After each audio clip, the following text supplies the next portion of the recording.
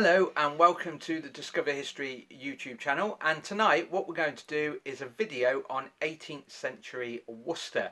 The reason for choosing this is two reasons really. First one is the fact it's Wednesday, and if you look on Facebook, Twitter and Instagram, we always dedicate Wednesday to Worcester Wednesday. We're from Worcester, so it's local history, one of the specialisms that we do. The second reason is the fact that the 18th century is always overshadowed by the period before and after it. In other words, we have the 17th century, which sees the gunpowder plot, for example, in 1605. That's the first part of the 17th century, and then we get the English Civil Wars, and obviously Worcester sees the first and last clash of arms in that war. We're devastated by that war. We're brought to our knees, shall we say, in that war. So that's a massive overshadow for the 18th century. Also, after the 18th century is the 19th century, the Victorian era, and we always talk about industrialisation, the railways, the tram network, Worcestershire sauce and all that sort of thing. So obviously the 18th century is almost forgotten about. So celebrate Worcester Wednesday with us, and also celebrate the 18th century. It did exist, Worcester was involved in it, and it's quite an interesting period. There are several people that I know at the moment doing some research into the 18th century purely because it is a period that's forgotten about. So we'll make a start, a whistle stop tour. So here's a map of Worcester, and like I said, we always use maps when we do guided tours purely because we can illustrate how the city of Worcester has changed. That's what Worcester looked like in the 18th century. Now, in that period, what I will draw your attention to is the scars left over from the Civil War. In other words, Oliver Cromwell gave us the order to slight our defences to a height we can no longer defend. So as you can see, all the way around Worcester, we actually have the scars of the earthworks, also of the medieval city wall that once went around. That has now been pulled down. Half of the stonework had actually been used for building new things. We saw that with the Lichgate archaeological dig. There were some fine cellars in the 19th century made from the city wall. You also find that the gates are pretty much pulled down apart from one or two, and the interesting thing is one of the gates in Foregate Street, in fact, was actually left as a folly in someone's back garden for some time before they decided it's restricting the trade in and out of our city, so we'll pull them down as well. So we start the 18th century having to recover from that horrible period of English Civil War. And we did recover, and it took quite some time for us to recover. If you think about it, in the Battle of Worcester in 1651, the city was stormed by Parliament forces, and there was also a lot of damage by the Scottish royalists that were in there anyway. So Worcester was in a very, very bad place. Most of the looms from our wool industry was also destroyed, so we were pretty much poor, living in a ruinous state, and having to pick ourselves up. There was not such a thing as insurance like there is today. But Worcester did recover, as you can see, and you will see that there's a lot more houses starting to appear. New streets were appearing pretty much overnight. New houses were being built, and one of my favourite streets has to be Town Ditch. And that street was put in literally where the town ditch was to the north of the city in Foregate. Eventually that name changed. You can imagine why. No one really wants to live in a street called Town Ditch. But you will notice there's a lot more buildings appearing on there. The only wall that is kept, by the way, is the precinct, the cathedral precinct. Not complete, but the precinct wall is pretty much there even into present day, into 2020. So that's what Worcester was like. But like I said, we had to recover, and building work is quite an important one. Lots of buildings started to spring up. We do actually have a lot of houses being built north of the city, technically outside the city, and also in the area of Lowes Losemore, for example, there are some fantastic 18th century townhouses that are built right on the top of Batten Hall, and we also have them trailing down into places like Britannia Square. It's worth actually having a little stroll around those areas to see the townhouses that were being built. Let's not live in the overcrowded old medieval city. Let's live on the hills all the way around Worcester. It's much fresher air in those places. We do get some buildings not quite being completely rebuilt, but actually being upgraded, shall we say. This is the Cardinal's Hat pub in Worcester, which will be opening again shortly.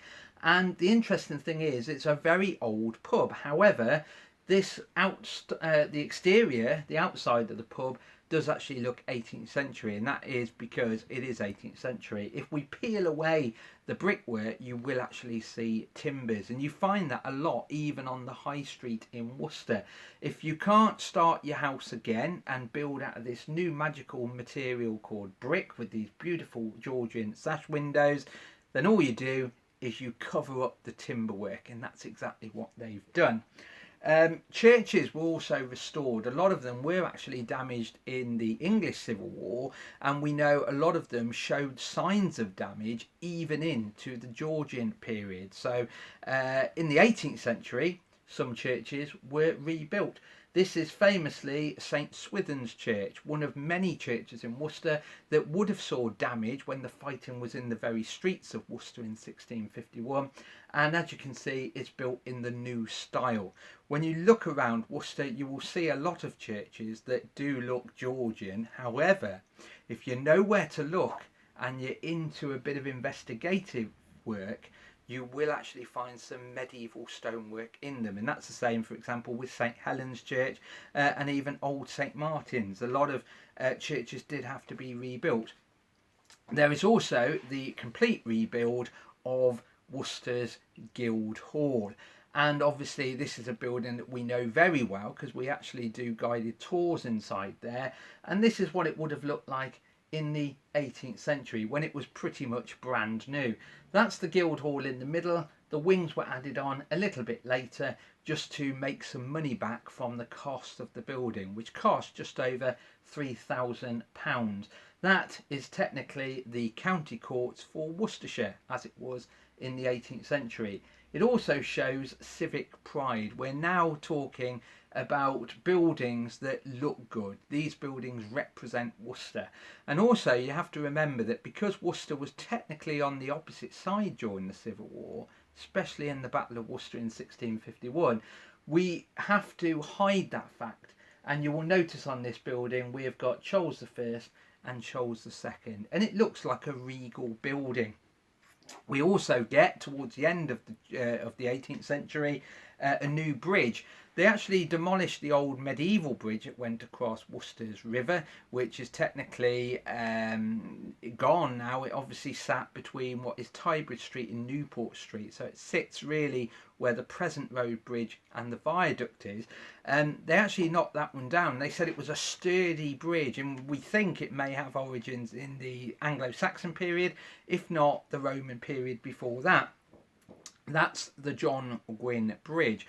However, I say that loosely because the John Gwynn Bridge is actually sandwiched in there. And if you ever walk down by the river, do have a look for the telltale line. The original John Gwynn Bridge is inside there. And what they actually did is when they widened the bridge in the 1930s, if that was the old bridge, the Georgian bridge I should say, what they actually did in the 30s, they built a bit of the bridge on there and a bit of bridge on there. So they actually sandwiched the John Gwynn Bridge within the 1930s road widening. We also get a new infirmary. We actually get two. In the 18th century, we initially have what was called the Isaac Maddock Infirmary. That's just built in Losemore. It's had a lot of restoration recently. It's a dessert restaurant, I think it is now, which used to be one of the wine merchants, Majestic Wine, from when I can remember. And then we have the new infirmary built towards the end of the 18th century, which has actually built an artichoke field, which is now owned by the university. And you can go in there, and there's even a medical museum in there for you to wander around when eventually all these museums in that open again this month. So we're modernising. Also in that area next to the infirmary, we also have the big meadow, Pitchcraft Meadow. Well, by the 18th century, that was also being used by the local yeomanry for training purposes, for their manoeuvres, but it was also being used as a racecourse. And in 2018, myself and Helen attended the anniversary race that took place on there on the actual day when the racecourse began, way back, like I said, in the 1700s. But Worcester also diversified. We were originally a city known for its fine quality wool, in particular broadcloth, hence why we have a street called Broad Street. But by the 18th century we diversified, and that's mainly because of the damage from the Civil War. And we diversify into two main areas. The first one takes place in 1751. And Dr. Wall, one of the chief medical officers at the infirmary, he loves porcelain, and the main reason for that is he can have fine quality cups of tea from bone china, and he actually buys up what was Warmstry House, which is right at the very top of Cookon Street or Copenhagen Street, and he actually established on this site here the first bone china works for Worcester, and that's 1751. Warmstry Slip, or the dock for the bone china works, is down here, which is still there today. I will draw your attention to St Andrew's Church just to give you an orientation. So there's St Andrew's Church, and that's Copenhagen Street, or Warmstry Slip as it was known. You also had a glove factory down there as well, so we were not just making fine quality bone china, we were also making gloves. We've got a couple of samples here, and this is a bone china plate. This is actually a later one, this is actually a Victorian one, but Royal Worcester Porcelain became a well-known name as it is today. I'm sure there's people listening to this that may even have some fine quality bone china. Worcester is famous for it, and that is typical of Worcester, recovering from the Civil War and having to diversify. Don't keep all your eggs in one basket. We can't carry on just producing wool.